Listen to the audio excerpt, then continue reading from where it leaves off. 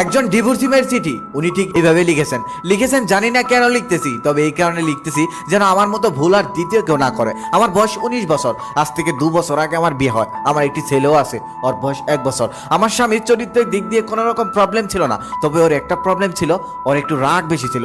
যদিও সে সবসময় রাগ করতো না, মাঝে মাঝে রাগ করতো। আমাদের সংসারটা 8-10টা ফ্যামিলির মতোই ছিল, খুব একটা খারাপও ছিল না। আমাদের মাঝে মাঝে টুকটাক ঝগড়া হতো, যেমনটা সংসারের মধ্যে হয়ে থাকে। তবে একটু প্রবলেম হলে আমি দৌড়ে চলে যেতাম আমার বাবার বাড়ি। সেখানে গিয়ে আমার বাবা মার কাছে অনেক কিছু বলতাম, শুধু আমার দিকটাই বলতাম, তার দিকটা কখনোই বলতাম না।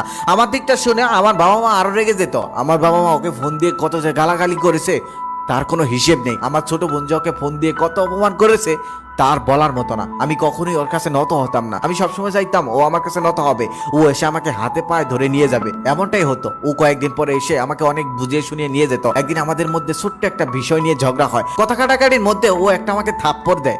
আগে পরে কখনোই থাপ্পড় দেয়নি। আমি সাথে সাথে সমস্ত কাপড় চোপড় গুছিয়ে আমার বাবার বাড়ি চলে যাই। আমি গিয়ে সবকিছুই খুলে বলি। তখন তারা রাগারাগি করতে থাকে আর বলে, এত বড় সাহস ওর, আমার মেয়ের গায়ে হাত দেয়, করতে হবে না ওর সংসার, চল ওর নামে নারী নির্যাতনের মামলা দিয়ে দেয়। তখন আমার মধ্যেও ভীষণ রাগ ছিল। তাদের কথায় আমি মামলা দিয়ে দেই। কিছুদিন পর ওকে পুলিশ ধরে নিয়ে যায়। তারপর ওর বাড়ির মানুষ এসে আমাকে বলে কেসটা তুলে নিতে। তখন আমি ভাবতে থাকি, ও যখন আমাকে থাপ্পড় দেয় তখন তো শুধু ওরই দোষ ছিল না, আমারও দোষ ছিল।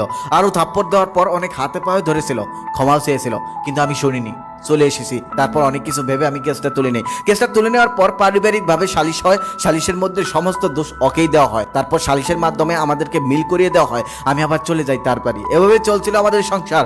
আবার হঠাৎ করে একদিন সমস্যা হয়, আবার ঝগড়া হয়। ঠিক তখনও আমি আবার সমস্ত কাপড় চোপড় গুছিয়ে আমি আমার বাবার বাড়ি চলে আসি। এখানে আসার পর সবাই বলতেছে আর ওর কাছে দেবো না, ওর মতো ছেলের সাথে সংসার করার দরকার নেই, তুই আজ থেকে আমাদের বাড়ি থাকবি, অমন স্বামীর দরকার নেই। এগুলা বলে আমার রাগ আরো বাড়িয়ে দেয়। তখন আমি ঠিক করি যে ওকে ডিভোর্সই দিয়ে দিব, আর কোনোভাবে ওর সাথে সংসার করা সম্ভব না। যদিও এই কথাটা আমি মন থেকে বলিনি, মুখে মুখে বলেছিলাম। তবে অনেকদিন কেটে যায়, ওর বাড়ির থেকে কোনো মানুষ আমার বাড়ি আসে না। হঠাৎ করে খবর আসে যে ও অনেক অসুস্থ। আমি যেতে চাই, কিন্তু আমার বাড়ির মানুষ আমাকে যেতে দেয় না। আমার বোন বলে ওইসব অসুস্থ কিছুই না, অভিনয় করতেছে, ভান ধরেছে। তখন আর আমার যাওয়া হয় না। কিছুদিন পর হঠাৎ করে আমার বাড়িতে ডিভোর্সের পেপার আসে, ও নাকি আমাকে ডিভোর্স দিয়েছে। এটা দেখে আমার বাড়ির মানুষ আরো রেগে যায়। তখন আমারও ভীষণ রাগ হয় ওর উপর যে ও আমাকে ডিভোর্স দিয়ে দিল।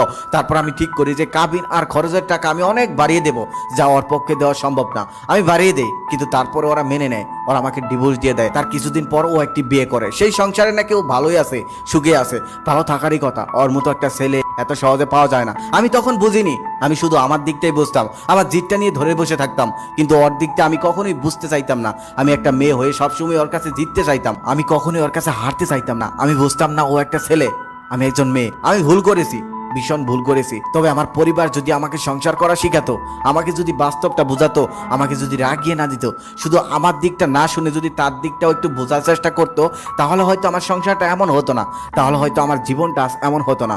সবাই ভালো আছে, আমার বন্ধু বান্ধবী সবাই সংসার করছে, এমনকি যাকে ফেলে এসেছি সেও সুখে সংসার করছে। শুধু আমার সংসার করা হয়নি, আমার সুখে থাকা হয়নি। আজ বুঝতে পারছি সমস্ত ভুল আমার ছিল। শুধু আমার জিদের কারণে আমার জীবনটা আমি নষ্ট করে ফেলেছি।